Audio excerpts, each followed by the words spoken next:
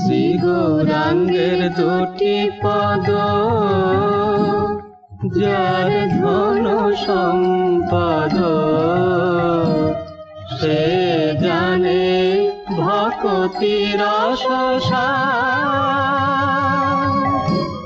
গৌরাঙ্গ মধুর লীলা,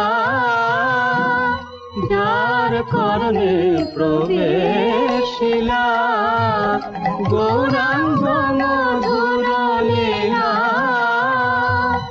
যার কর্ণে প্রবেশিলা।